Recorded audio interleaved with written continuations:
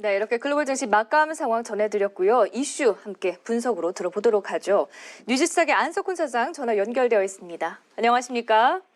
안녕하십니까. 네, 8월 마지막 거래를 마감했던 뉴욕 증시 다소 혼조 양상을 보이면서 마감을 지었습니다. 발표됐던 네.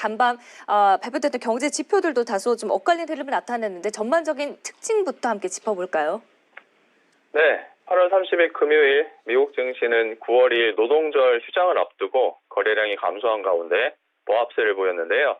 다우가 0.16%, S&P 500은 0.06% 상승한 반면 나스닥은 0.13% 하락했습니다. 미국과 중국이 무역 협상을 재개할 것이라는 전망과 함께 미국 상무부가 발표한 7월 개인 소비 지출이 예상치를 상회하면서 이날 3대 지수는 상승 출발했습니다. 장 시작 후 한때 3대 지수가 0.6% 가까이 상승하기도 했지만 7월 개인 소득과 8월 미시건대 소비자 신뢰지수가 예상치를 크게 하회하면서 소득 부진에 이은 소비 심리 냉각에 대한 우려로 오전 11시 이후 하락 반전에서 오후 내내 부진한 모습을 보이다가 장 막판에 일부 만회하는 모습을 보였습니다. 섹터의 경우 11개 섹터 중 자유소비재와 필수소비재, 그리고 커뮤니케이션 서비스 등 3개 섹터를 제외한 8개 섹터가 모두 상승했고요. 주간 기준으로는 다우가 3.02%, S&P 500은 2.79%, 나스닥은 2.72% 각각 상승했습니다. 네, 참 변동성이 큰 뉴욕 증시 흐름이 지속되고 있는 가운데 지난주 금요일 그 안에서도 특징적인 흐름을 보였던 종목들도 있었습니다. 이 특징주들도 함께 짚어볼까요? 네, 먼저 캠벨 수프가 전망치를 상회하는 실적을 발표하면서 네. 전일 대비 3.9% 상승한 $45를 기록했습니다. 식품업체인 캠벨 수프는 장 시작 전에 발표한 2019 회계년도 4분기 실적 발표에서 매출이 전년 동기 대비 2% 증가한 20억 2천만 달러, EPS가 14% 증가한 0.5달러를 기록했는데요. 공급망 관리 부문의 생산성 개선과 함께 비용 절감 프로그램을 통해 수익성이 큰 폭으로 향상되었습니다.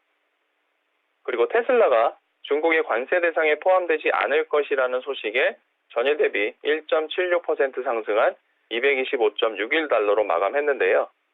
중국 당국은 오는 12월 15일 수입 자동차에 대한 추가 관세 부과와 관련하여 전기 자동차인 테슬라의 16개 차종을 관세 대상에서 제외할 것이라고 밝혔습니다. 이와 함께 중국 당국은 9월 1일부로 차량 취득세 면제 대상에 테슬라 전 차종을 포함시켰습니다. 이어서 엠바렐라가 17.94% 상승한 55.87달러로 52주 신고가를 기록했습니다.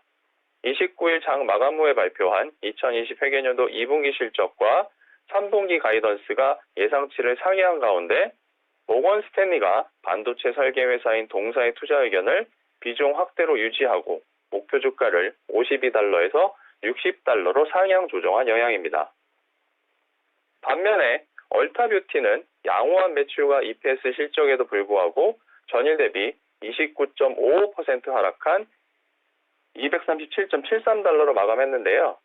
얼타뷰티는 전일 장 마감 후에 발표한 2019 회계년도 2분기 실적 발표에서 매출이 전년 동기 대비 12% 증가한 16억 7천만 달러, EPS가 12.2% 증가한 2.76달러를 기록하며 전망치를 상회했지만 동일 매장 매출 증가율과 매출 총이익을 비롯해 연간 가이던스가 전망치를 크게 하회하면서 큰 폭의 하락세를 기록했습니다.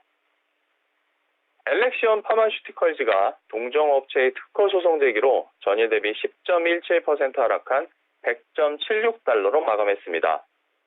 동사의 주력 제품 중 하나인 솔리리스의 바이오 시밀러를 개발 중인 암젠이 동사가 보유하고 있는 3개의 특허에 대한 무효 소송을 제기한 때문인데요. 지난 8월 22일 목요일에는 암젠이 동사를 인수할 가능성이 제기되면서 동사의 주가가 급등하기도 했습니다. 워크데이가 5.53% 하락한 177.28달러를 기록했습니다.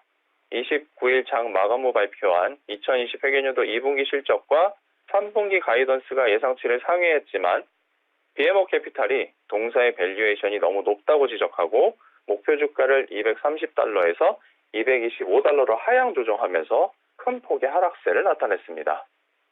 네, 이렇게 실적 결과에 따라서도 개별적인 이슈에 따라서 등락이 엇갈린 흐름들을 보였던 특징주도 상당히 많이 짚어주셨는데요. 일단 대표적으로 캠벨 수프 수익성이 큰 폭으로 향상이 됐고 또 테슬라 같은 경우는 중국 관세 제외 대상에 오르면서 주가가 상당히 큰 폭으로 올랐다는 점도 함께 전해주셨습니다. 자, 내일 9월 2일 이제 미국 증시는 노동절로 휴장을 하는 가운데 이번 한 주 동안 또 우리가 지켜봐야 할 이슈들과 또 이벤트들은 좀 어떤 것들이 있을까요? 네, 우선 이번 주 미국 주식시장은 9월 1일 월요일이 노동절 휴장으로 하루 쉬고요. 9월 3일 화요일부터 6일 금요일까지 4일간 연일입니다. 이번 주 주요 경제지표에는 3일 화요일에 8월 ISM 제조업 구매자 지수, 4일 수요일에 미 연준의 9월 베이지북 발표, 5일 목요일에 8월 ADP 비농업 부문 고용 변화와 ISM 비제조업 구매자 지수, 6일 금요일에 8월 비농업 고용지수와 실업률 등이 있습니다.